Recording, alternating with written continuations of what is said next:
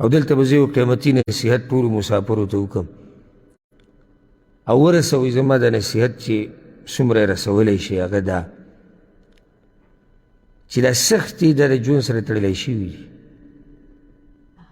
داسې نشي کیدی چې مکمل د یو سړی په راحته کې اوسېږي بیا مسافرو ته مشکلات ډېرې خصوصا دې ورځو کې بېروزګاري عامه شوې ده او هلته په ملک کې هر څه ګران شوي دي او مطالبې د خپلوانو ډېرې شوي دي او بچي شي او ښځې شي او مور پلار شي او خپلوان او غم ښادي او دلته ځان ساتل شي ګران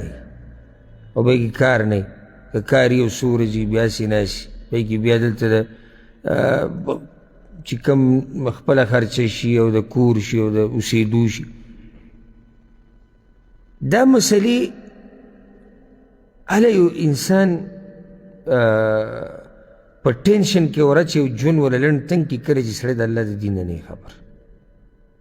او چې الله د دین نه خبري که نه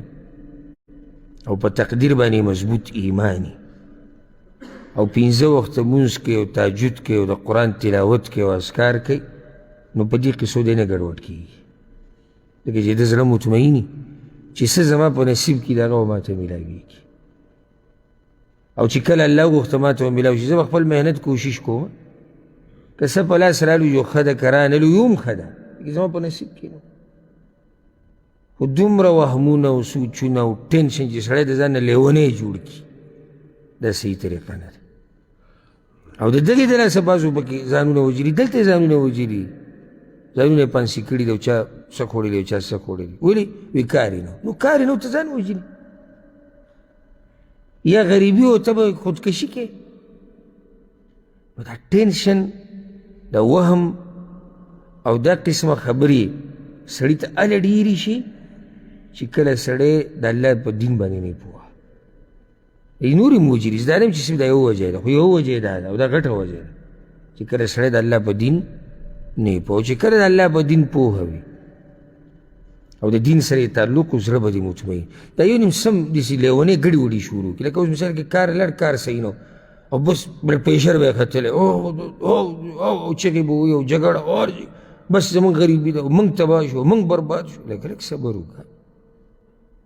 ته څه شي تباه شوی تباه کېږي خو هغه سړی چې د ایمان نه خلاص شي بربادېږي خو هغه سړی چې د الله نافرماني وکړي دا خو دنیا ده کله به رزق پراخوي کله به تنګي کله به خوشحالي کله به غمي کله به راحتي کله به مصیبتي کله به پیسې ډېرېږي کله به کمیږي دا په یو حال خو نه دي هر څه او دومره سخته تا نه دی تېره کړې څومره چې صحابه کرامو تېره کړې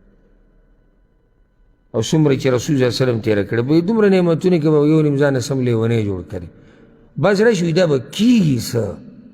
لکه ته په الله مضبوط یقین ساته توکل په الله باندې وکړه الله ته ځان وسپاره ورسره اسباب لټوه په حدودو کې دننه اسبابو کې هم زیاتی نه کې دا نه چې اسباب لټوم او هر څه مې پسې پرېښودي دي شپه ورځ مې یو کړې ده الله پاتې دی او پیغمبر پاتې دی او دین پاتې دی او خپلوان پاتې دی او تعلقات پاتې دی او هر څه ختم دی او زه اسباب لټوم دغه شریعت تا ته دغه حدودو کې اسباب نه وي وایي حدودو کې ولټوه چې هر څه پکې کېږي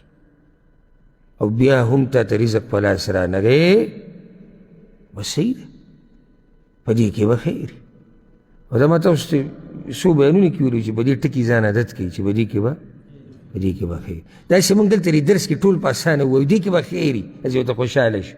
په دې پته به نه لګي چې کله د باندې څه سخته راشي چې به یې وی که نه وی چې دې کې به خیر وي دلته خو موږ ټول ووایو زه او داسې به ووایو چې دې کې به خیر خو چې د باندې راشي بیا ته دا ټکی وی که نه چې دې کې به خیر بیا به دې پته ولګي او الله چې څه کوي به یې کې خیر او موږ چې خپل خیر پته نه لګي